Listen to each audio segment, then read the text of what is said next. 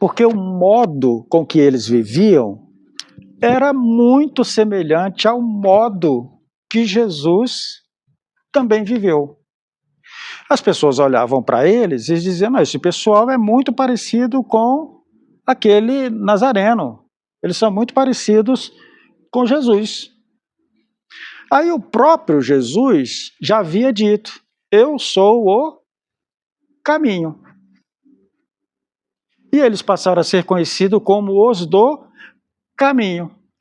Mas essa nomenclatura, os do caminho, não era um rótulo do ponto de vista religioso. Era uma identificação de uma forma de ser. Então eles eram identificados assim, os do caminho. E hoje, nossa terceira mensagem dessa série, eu queria convidar vocês para a gente ler a Bíblia em Atos, né? Hoje vai ser melhor a Bíblia digital, né? Eu até trouxe aqui o meu tablet, porque do escuro aí, não sei como é que vocês vão. Atos 24, versículo 14. Atos 24, 14. O apóstolo Paulo diz assim, todo mundo encontrou aí? Amém? Ele disse assim, confesso, porém, que adoro ao Deus dos nossos antepassados, como seguidor do caminho, a quem chamam seita. Coincidiu aí com o seu texto? Ok? Isso mesmo?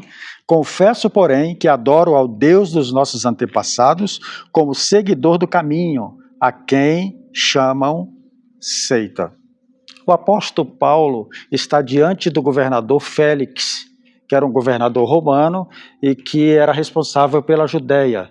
E Paulo está sendo acusado, né, pelos do templo de ser um sectário, de fazer parte de uma seita, de ser aquele que era contra a lei, contra o judaísmo, contra toda a fé que eles haviam professado. E nessa acusação, quando Paulo vai fazer a sua defesa, Paulo então traz essa afirmação, que é uma afirmação contundente, que é próprio da sua identidade, da sua fé e daquilo que havia marcado o seu coração desde o dia que ele teve encontro com Jesus na estrada de Damasco. E ele está dizendo muitos anos depois, aqui provavelmente no ano 55 depois de Cristo, e ele está dizendo diante do governador de Roma e diante dos mestres da lei e daqueles que vieram acusá-lo, dizendo, eu sigo a Jesus, eu sigo ao Deus Pai por meio do caminho que vocês chamam de seita. Afirmação muito forte, muito contundente, de alguém que de fato havia conhecido a Jesus e tinha sido marcado profundamente o seu coração. Lá nas décadas de 70, quando uma pessoa saía da igreja, ele era considerado um desviado. Então, se uma pessoa saísse da igreja, qual fosse a razão, ele era considerado desviado. E um desviado, você não podia falar nada com ele. Se você passasse...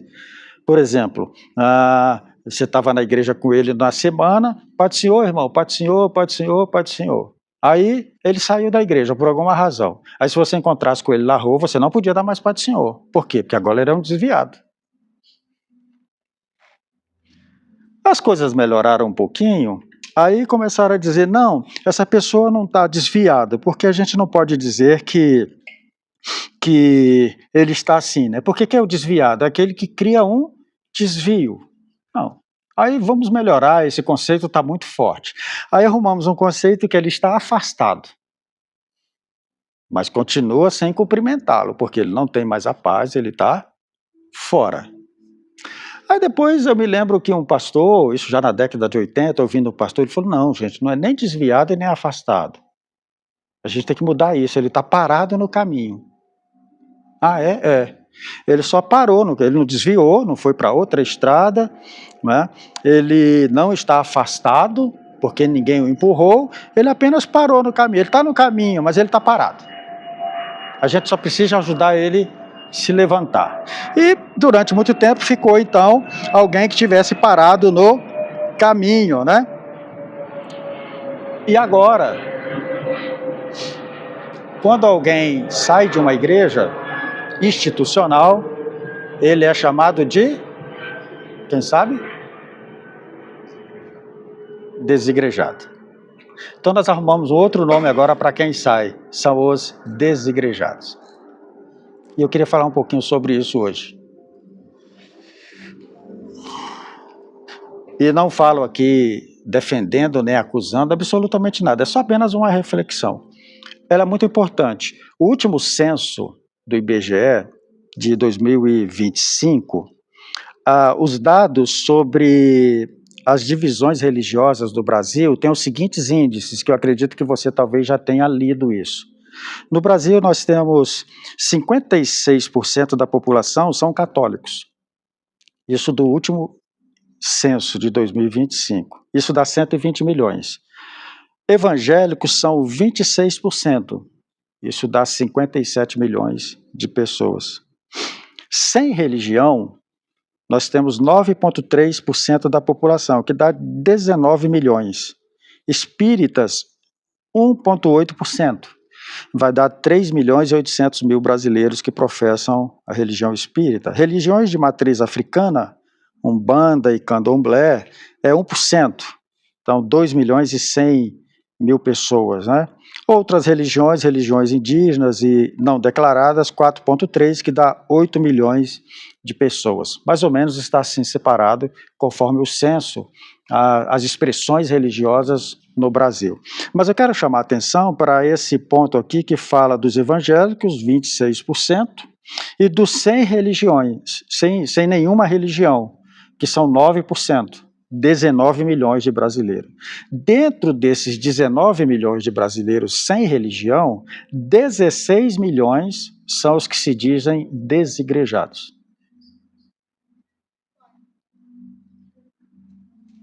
Então veja, nós temos no Brasil hoje 16 milhões de pessoas que se intitulam desigrejados. Pessoas que deixaram uma instituição religiosa e hoje estão caminhando. Estão caminhando sem nenhuma vinculação religiosa. Os estudiosos dizem o seguinte, que a igreja que mais, a igreja que mais cresce no Brasil são os desigrejados. E que se nós fôssemos separar as igrejas protestantes, as igrejas evangélicas, os desigrejados seria a maior igreja do Brasil, a segunda maior igreja do Brasil. A maior igreja do Brasil é a Assembleia de Deus, e a segunda maior igreja do Brasil seria essa composta de desigrejados. Vejam que é um número muito, assim, que deve ser considerado e não apenas julgado. Porque o que eu estava pensando, irmãos, ao ler isso aqui? Eu nem sei se hoje eu estou no desigrejado. Primeiro, eu nem sei o que eu sou, se eu estou desigrejado, vê lá, Marcos, eu não sei como é que está a minha situação desse negócio todo. Eu sei que eu estou sendo chamado de herege. De herege e de fazer parte aí de um movimento que é contra o movimento de Jesus. Sectário, alguém que está fora. Tá, mas fora de quê? Você está fora de quê? Qual é o parâmetro para você chamar alguém de herege? Não é? Por que alguém utiliza esse fator? E Paulo está dizendo aqui, já no início, quando disseram para ele, olha, nós que somos do caminho, somos considerados como uma seita. E eu sou considerado um herege. Mas independente disso, esse é o Deus que eu sirvo, esse é o caminho, e eu tenho essa convicção de que esse é o lugar que eu devo estar. E aí eu fui pensar um pouquinho sobre essa questão, né, dos desigrejados, porque sempre que a gente ouve essa palavra, aí a gente pensa em alguém rebelde. O que é um desigrejado? É alguém rebelde, é alguém que não quer se sujeitar à instituição, é alguém que não quer ser obediente, é um desobediente. porque não quer ficar junto dos irmãos. Na verdade, a gente vai perceber que o desigrejado hoje, na nossa atual situação, não é alguém que não quer Jesus. É uma pessoa que quer Jesus, mas ele não está encontrando Jesus dentro das instituições que deveriam apresentar Jesus. Ele não está encontrando Jesus, ele está fazendo força e não está encontrando Jesus ali. E o que acontece? Ele sai, e aí ele recebe esse rótulo, desigrejado. Alguém visto por muitos como rebelde, alguém que abandonou a igreja. E aí foi essa proposta que eu fiz para vocês hoje, de nós conversarmos a partir dessa pergunta, né? As pessoas que estão abandonando as instituições, as igrejas, elas estão fazendo isso por quê? Qual é a razão? Será que elas não estão buscando, de fato, reencontrar o caminho de Jesus?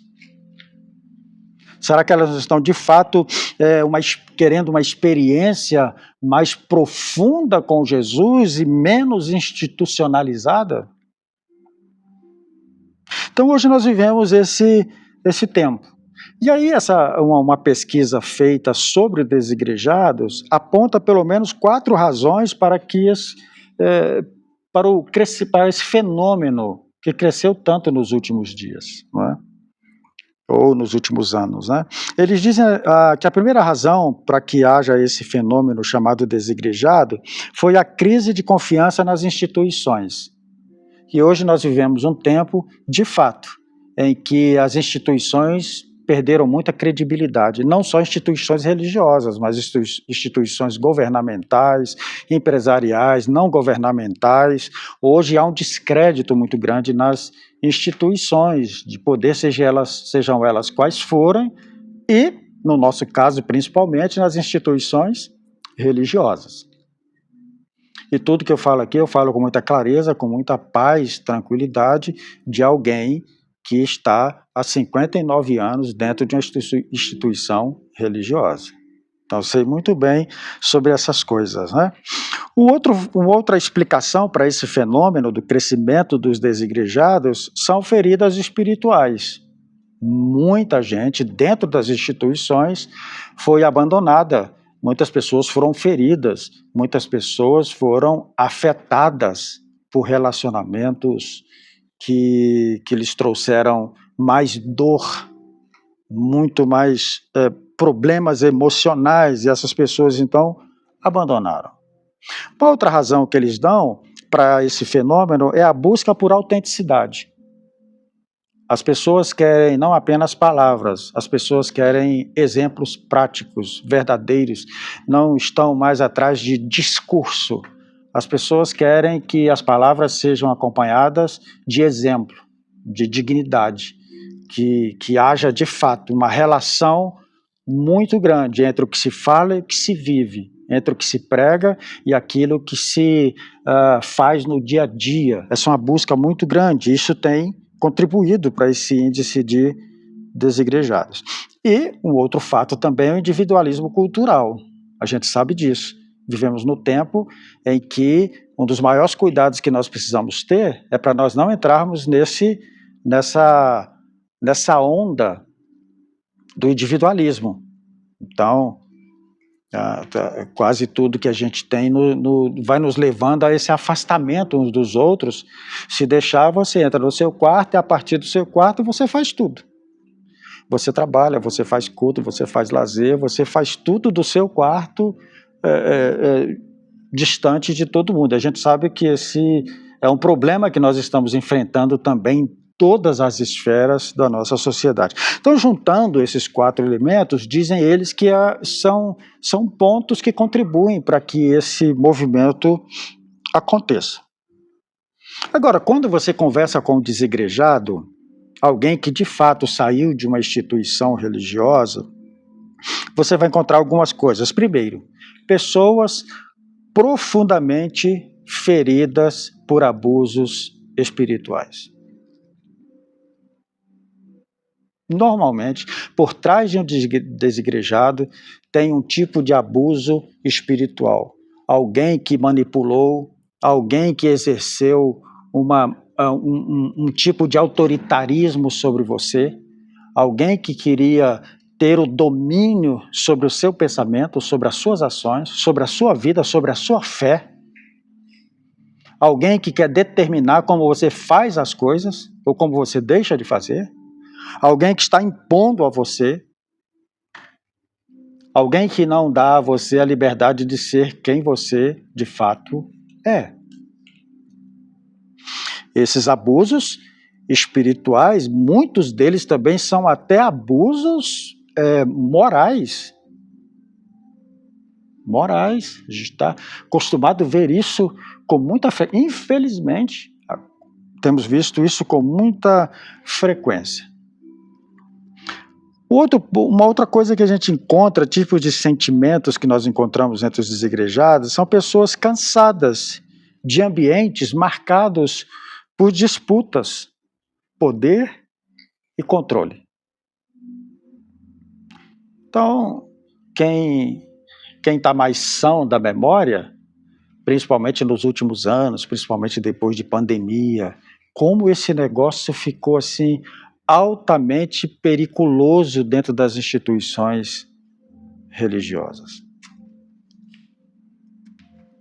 Os irmãos meus que aqui estão, que já me conhecem há mais tempo, estão caminhando comigo, sabem o tanto que a gente lutou para que tivéssemos um ambiente mais saudável possível, diante das polaridades, diante desses abusos, dessas colocações, dizer você não pode ser de Deus se você faz isso, você não é de Deus se você tem esse pensamento, essa ideologia, se você pensa nisso, você não é de Deus. Uma loucura.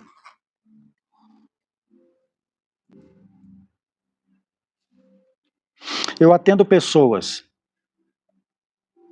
E o que eu mais encontro no atendimento a pessoas, seja na questão pastoral e na minha questão social também, né? Vocês sabem do trabalho que eu faço junto ao CVV. Então, atendo pessoas.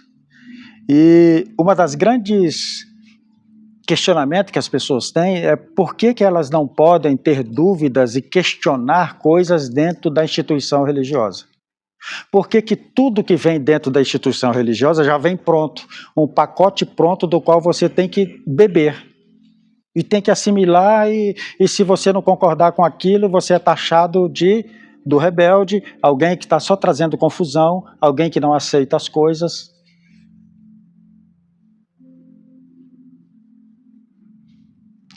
E aí eu falo de mim mesmo. Porque eu vou citar um exemplo aqui para vocês, para ficar assim mais fácil, né? Eu gosto muito de escatologia e dei curso de escatologia durante muitos anos. E dentro da denominação que eu estava, eu aprendi que a escatologia correta é a pré-tribulacionista. Vocês já ouviram falar sobre isso? Pré-tribulacionista. E eu, defensor do pré-tribulacionismo, muitos anos, né? E eu tenho um amigo presbiteriano, pastor, e num dos cursos, acho que o Ismael lembra dele, o Paulo Dias, lembra do pastor Paulo Dias? E eu dando um curso de teologia, de escatologia, e o Paulo Dias era presbiteriano, Paulo Dias aminelista, e aí fez uma pergunta para mim no curso. E aí, o que você acha disso? Eu falei, não, é assim, assim, assim. E aí ele sabiamente ficou calado, de boa. Depois de uns 5 anos ou mais, né, eu tive que ligar para o Paulo Dias e falar, rapaz, sabe que você estava certo? E eu estava totalmente errado? Por quê? Porque não há espaços para questionamentos. Não, é o pré-tribulacionismo. Não, é o pós-tribulacionismo. Não é isso. Você não é calvinista? Meu Deus do céu, você não é crente. O arminianista, o que é isso? Ah, mas eu acho que... Não, aqui você não pode questionar absolutamente nada. Ah, eu tenho que aceitar Jesus? Tem que aceitar Jesus. Mas como é que é esse negócio de aceitar Jesus? Não tem outro... Não, se você não aceitar Jesus, ixi, Jesus nem te aceita se você não aceitar Jesus. E não tem espaços para você conversar. O pacote vem pronto. O pacote vem pronto. Eu já contei para vocês que a minha primeira experiência denominacional, como eu já disse a vocês, eu não tenho dom de línguas, e eu saí de lá porque eu não tinha o Espírito Santo. Eu falei, bom, então tem que sair daqui, porque eu não tenho o Espírito Santo, por não falar em línguas, então não há espaços para conversação. Então muita gente está também com esses questionamentos. E a gente encontra também muito nessas pessoas essa ideia que eu acho que é muito interessante.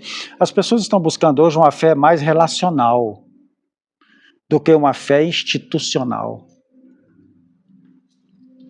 Sabe? Uma fé mais dos encontros do que uma fé das doutrinas. Uma fé mais dos afetos, dos acolhimentos, do espaço que eu posso ser quem eu sou, do que aquele das certezas absolutas, já prontas. Olha que coisa linda a Rita falou para a gente hoje, né? Quando chegam para Jesus e perguntam para ele, quem foi que pecou, este ou aquele? Jesus, não tem que resolver a situação. É para a glória de Deus. É para a glória de Deus. O que você imagina de um Jesus que você chega e pergunta para ele, Senhor, quando vai ser os fins do tempo? Ele diz, eu não sei, é o Pai que sabe.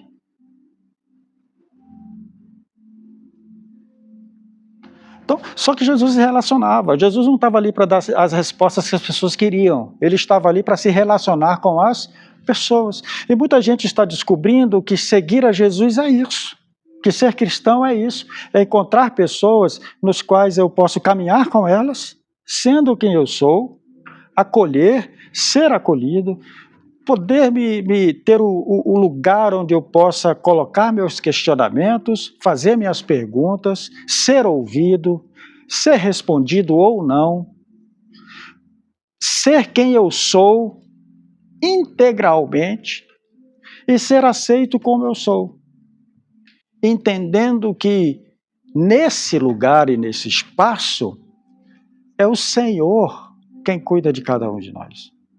É o Senhor quem toma conta de cada um de nós. É o Senhor quem conhece de fato todos nós. E é Ele quem trabalha. A coisa mais importante que eu aprendi na minha caminhada espiritual, cristã, é que quem faz a obra é o Espírito Santo. Não sou eu, não é você, não é meu pai, não é minha mãe, não é minha tia, não é o pastor. Quem faz a obra é o Espírito Santo. E se o Espírito Santo não fizer, quem vai fazer? Quem? Absolutamente ninguém. Agora ele faz nesses ambientes e nesses locais onde a fé é vista de maneira prática e verdadeira. Então, os irmãos do caminho também foram chamados de seita, aqueles que haviam deixado a instituição. Os irmãos, os do caminho, lá do início, quando começaram a seguir Jesus, ainda começaram fazendo isso por meio do templo. Eles ainda iam no templo, se lembram? Lembram daquele fato que Pedro e João estavam indo ao templo à hora 9 para a oração, e lá eles tiveram encontro com aquele paralítico e curou o paralítico. Mesmo depois da ressurreição de Jesus e que a igreja iniciou, eles continuaram indo ao templo. E aí teve um dia que o diácono Estevão, era um diácono da igreja chamado Estevão, entendeu que não era mais necessário ficar indo ao templo. E ele disse, Deus não habita em templos feitos por mãos humanas, e começou a pregar contra essa prática de ir ao templo. Olha, eu não sou contra o templo, gente, não estou falando contra o templo aqui, tá bom? E se a gente tivesse um, nem estava aqui nesse sereno, né? Não sou contra isso. Mas contra a ideia de que, como a Miriam falou aqui, de que o templo é o lugar onde Deus está. De que o templo é o lugar onde Deus está. E de que quando eu saio de casa, me arrumo e vou ao templo, eu vou encontrar com Deus. É dessa ideia que Estevão está falando. Não, ele habita em nós. Ele habita em nós. A música do... Como é que era o nome do nosso irmão que cantava igual o Roberto Carlos? Como é que era? J. Neto. Os mais novinhos não vão conhecer isso, né? O J. Neto tinha uma música que dizia o seguinte: quando eu cheguei aqui, meu Senhor já estava. Quando eu cheguei no templo, meu Senhor já estava, né? Então, assim, não, de fato não. Ele chegou quando eu cheguei. Ele estava porque ele está em todos os lugares, mas ele chega quando eu chego, porque ele está em mim. Ele está em mim. Ele está em nós. Nós somos a presença. E o Estevão, o diácono Estevão, lá no início começou a pregar contra essa ida ao templo. O que fizeram com Estevão? Mataram Estevão. Sob a autorização e o olhar de Saulo. Não era o Paulo ainda, era o Saulo. E ele aprovou, como um dos judeus principais do templo, o apedrejamento de Estevão. E eu acho isso maravilhoso no Evangelho, porque depois o apóstolo Paulo é quem vai mais dizer o que Estevão disse.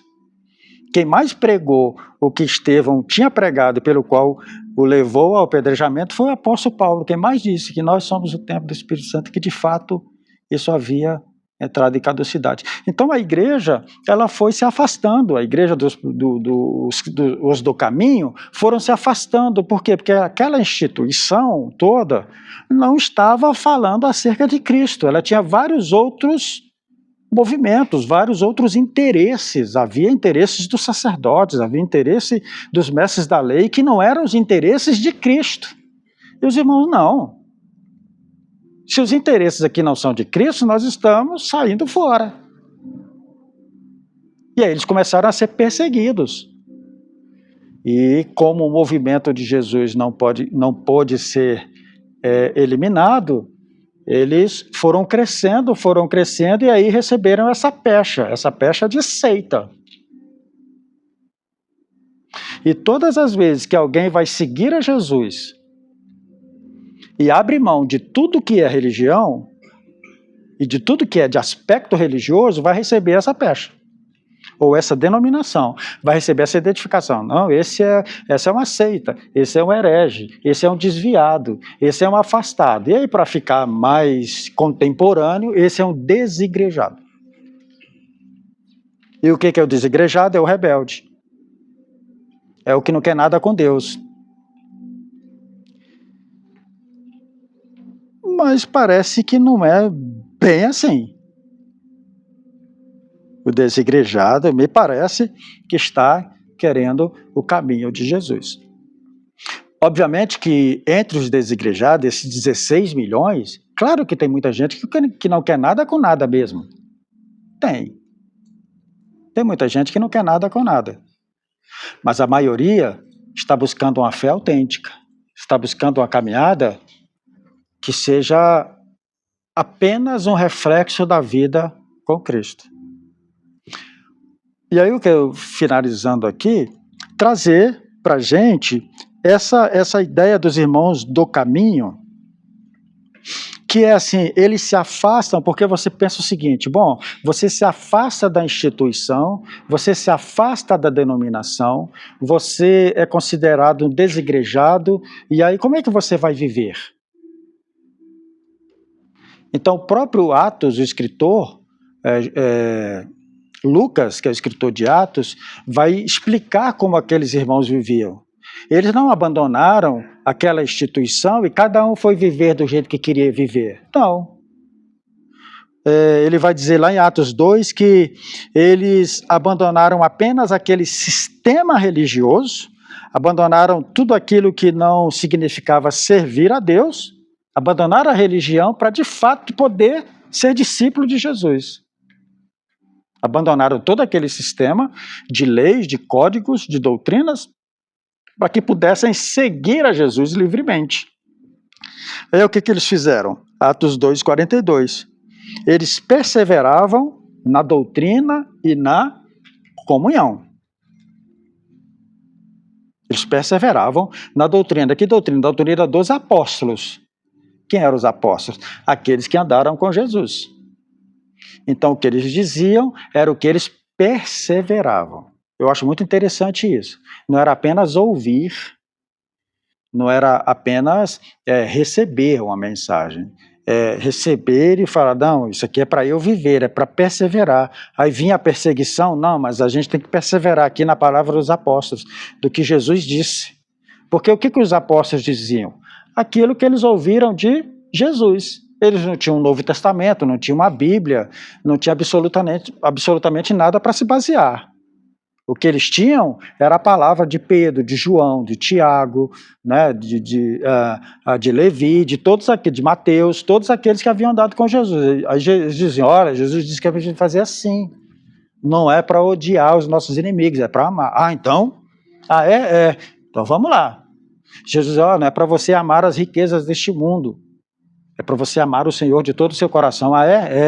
Olha, Jesus disse que é para a gente ser o bom samaritano.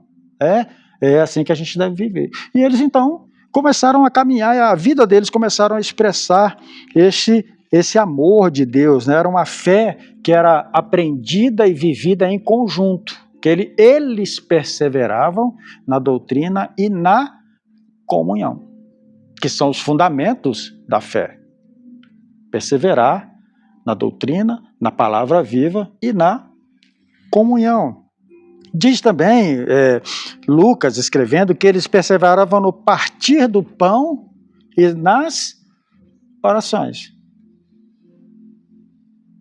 No partir do pão e nas orações, todos os dias, de casa em casa. Então eles abandonam o templo e vão fazer o culto aonde? Em casa. Vão fazer em casa. Por quê? Porque não é o templo. Não é o púlpito. Não é a roupa, não é a gravata. Quando eu comecei a pregar, lá na década de 90, os primeiros, a primeira coisa que eu fiz foi comprar uma Bíblia Thompson. Não sei se alguém aqui já... A Bíblia Thompson. E aí eu comprei uma grandona, que dava umas duas dessa aqui.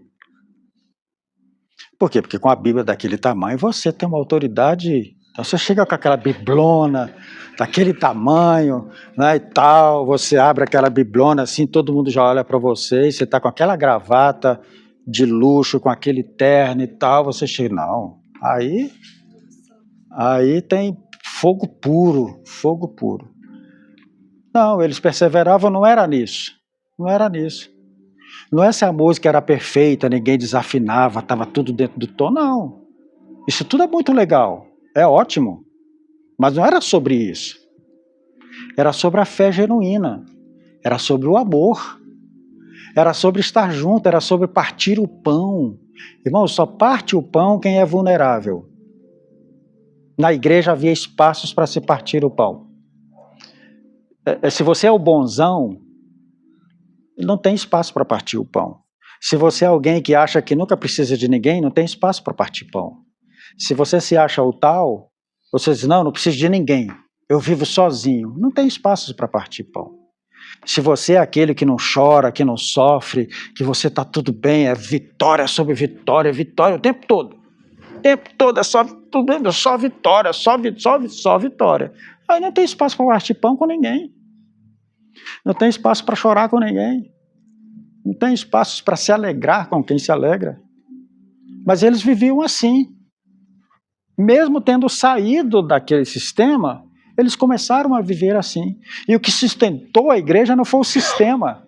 O que sustentou a igreja ao longo dos milênios foram esses irmãos que saíram e que abraçaram a fé simples, a fé cheia de graça, a fé cheia de amor, a fé que não está olhando para estruturas, sabe? Essa fé que não está olhando para este chão preto aqui, manchado, não está olhando para isso, não está olhando se o pastor é feio, se é bonito.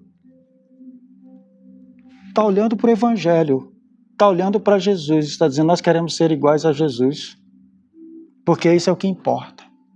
Isso é o que importa. Eles perseveravam ali, partiam o pão, estavam juntos na oração.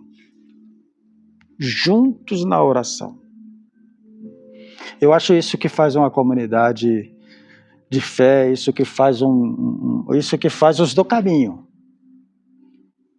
Perseveravam no partir do pão, ninguém tinha necessidades, porque todos estavam atentos às necessidades uns dos outros, estavam juntos na oração, porque a oração é esse espaço de conexão, é este lugar onde nós nos juntamos uns aos outros, é este lugar onde nós falamos com o Pai. Quando nós falamos com o Pai, nós falamos sobre um e sobre o outro, com amor, com verdade.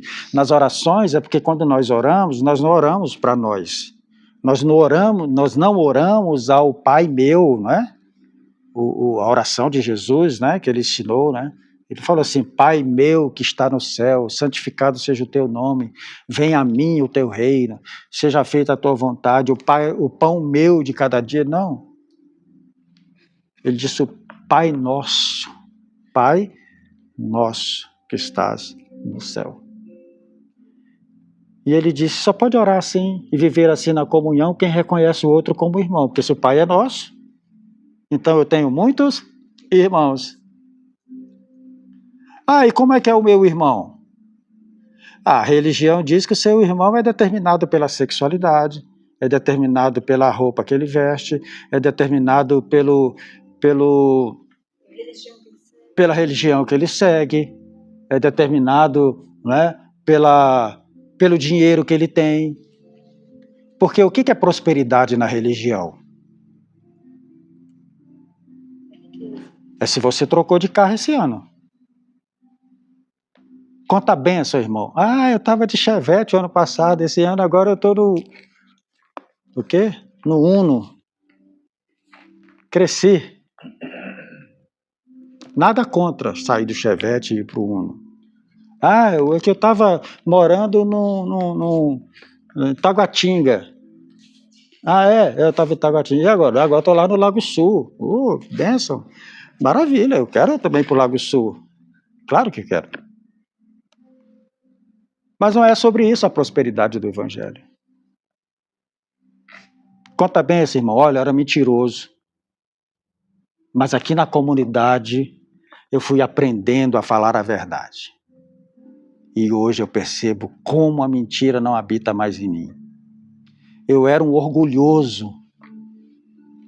Mas à medida que eu fui caminhando com os irmãos, eu percebi que o orgulho só me mata. Eu comecei a andar com os irmãos e eu percebi que não é o dinheiro que rege todas as coisas. Eu estava sendo dominado por isso. O dinheiro estava me tornando o meu Deus. Quando eu percebi que era na comunhão, no partilhar, no amor, naquilo que jorra, naquilo que como um rio vai passando por mim, chegando a outras pessoas, que é a prosperidade da vida. E assim que eles estavam vivendo. E assim que eles estavam crescendo, e assim que eles caminhavam. E aí, Lucas diz que o Senhor ia acrescentando todos os dias aqueles que iam entendendo isso pela fé. Então, quem sabe, eu ou você, nós vamos encontrar alguém que se intitula desigrejado por aí, em algum momento. Então, a primeira coisa que eu queria que você pensasse sempre é: poxa, por que aconteceu isso com essa pessoa, né? Ao invés de logo dizer: isso aí é um rebelde. Não. Por que será que essa pessoa tomou essa decisão? Segundo lugar, diz respeito a nós, do ponto de vista da nossa comunidade, dos nossos encontros. E aqui é algo muito sério que eu quero dizer para vocês. Será que nós estamos de fato comprometidos com Jesus?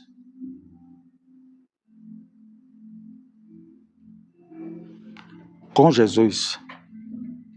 E o nosso compromisso é mostrar Jesus. E o nosso compromisso é anunciar Jesus. E o nosso compromisso é fazer claro o nome de Jesus. Porque isso é o que importa, gente. Isso é o que importa.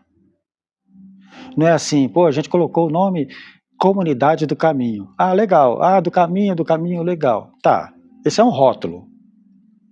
Esse é só um rótulo. Bonitinho, engraçadinho e legal. Mas se de fato a gente não falar sobre Jesus, e quando eu digo falar sobre Jesus, não é a oratória, mas é o nosso jeito de viver, o nosso jeito de ser, o nosso jeito de olhar as pessoas, o nosso jeito de observar as pessoas e o mundo. Eu acho que a gente pode contribuir com esse grupo chamado Desigrejados, sendo um grupo que fala sobre Jesus. Que fala sobre Jesus, que anuncia Jesus, que mostra Jesus às outras pessoas.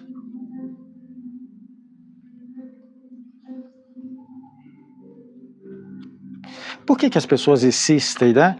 Por que as pessoas insistem em sempre dizer assim, ah, mas é só Jesus?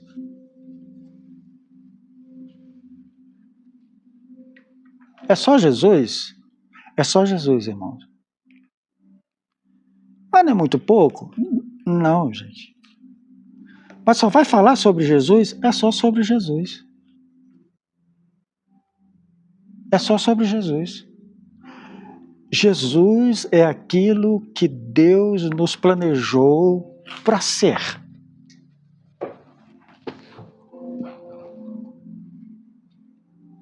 Qual o propósito de Deus para a sua vida? Que você e eu sejamos como Jesus. Amém? Esse é o propósito de Deus para a sua vida, que você seja como Jesus. Você pode ser empresário, pode ser um funcionário público, pode ser um profissional liberal, você pode exercer a profissão que for. Amém? Pode ser pastor, pode ser o que for. O propósito de Deus é que você seja como Jesus. Você pode ser homem, mulher, casado, solteiro, viúvo, descasado, desquitado, abandonado, pode ser o que for. O propósito de Deus para você é que você seja uma pessoa como Jesus.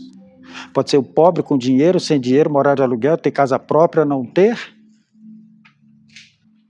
Pode estar com 60 anos, como eu, já caminhando para pegar minha carteirinha. Gente, essa semana eu fui sair com a Mira, fui resolver uns negócios, aí a vaga que tinha, olha, aquela do 60. E ela, você já pode ficando bem pertinho aí. Mas eu me recuso. E aí, independente disso, ou que você seja bem novinho, eu acho que é mais novinho aqui entre... Ah, o Lucas está aqui. O que importa é que nós estamos sendo formados à imagem e semelhança de Jesus. Aí você fala, pastor Eliel, isso é muito, assim, abstrato. Não, não tem nada de abstrato aqui, é tudo muito prático. É tudo muito prático. Tá bom? Ser íntegro, ser verdadeiro, é amar, é tratar as pessoas com dignidade, é doar, é se entregar, é ter o coração convertido às pessoas, é ter o seu olhar convertido aos seus filhos, ter o seu olhar convertido aos seus pais, à sua esposa, à sua família, ao seu lar, ser um cidadão do bem, alguém que procura de fato cumprir as leis, cumprir o que está estabelecido, ser alguém que está pronto para ajudar, para estender a mão, ser alguém que esteja pronto para ser o bom samaritano. Um bom samaritano. O bom samaritano era um herege, não fazia parte de nada da instituição. Quem fazia parte era o sacerdote e o levita. O sacerdote passou, viu o homem assaltado, falou, bom, eu tenho que ir para o culto, eu não posso olhar para esse rapaz aqui, porque eu estou com pressa para ir para o culto. E passou, foi embora para suas responsabilidades ministeriais religiosas. Aí veio o levita, falou, não, está na hora do louvor, tem que chegar lá, vou cantar, ou está na hora de eu fazer as preparações lá do templo, essas coisas todas, eu não posso chegar atrasado, tem que chegar lá. Passou por cima do homem que estava em sofrimento e foi embora cumprir sua missão, porque o que importa é a minha missão, o meu ministério, o que importa é a minha vocação. Aí vem o samaritano, que não era ninguém, não servia a Deus, não era nada, e aí passa ali, Primeira coisa que ele faz é o quê? Se tem alguém caído no caminho, eu não passo por cima e não passo ao largo. Se tem alguém caído no caminho, a minha próxima missão é ajudar aquele que está caído no caminho. Essa é a próxima missão mais urgente que você tem. Esse é o caminho de Jesus. É prático, é prático. Então, durante a semana, durante os nossos dias, nós vamos encontrar situações em que vai ter alguém parado no caminho, alguém caído, alguém numa situação, e aí você é solidário. O seu coração está voltado para essa pessoa. Então, que o Senhor nos ajude, que esse espaço aqui que a gente está, e esse espaço que eu falo, esse espaço de pessoas, possa ser um lugar onde a gente professa essa fé, esse amor, com simplicidade, né? Com graça, com fé, aprendendo uns aos outros. Eu aqui sou apenas um facilitador, alguém que está aqui apenas para contribuir, para ajudar e para que a gente possa crescer cada dia mais. E o Senhor venha corrigir nosso coração, nossa vida e a nossa rota a cada momento. Amém?